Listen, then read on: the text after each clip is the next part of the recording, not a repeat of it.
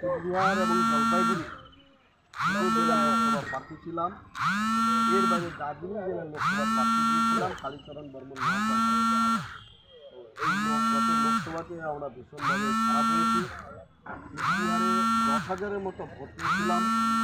কংগ্রেসের প্রার্থী আপনারা নাম জানেন প্রিয়া রায় চৌধুরী, তার সাথে যে ব্যক্তি টক্কর হয়েছিল, ভোটে ফাইট হয়েছিল, আমি সেই ব্যক্তি। আমি যে পার্টিটা করি, পার্টিটার নাম হচ্ছে আদিভূমির সন্তান আম্বেদকর বাদী অরিজিনাল পার্টি অফ ইন্ডিয়া, সংক্ষেপে হচ্ছে API। আমার চিহ্নটা হচ্ছে ফুটবল খেলোয়াড় চিহ্ন।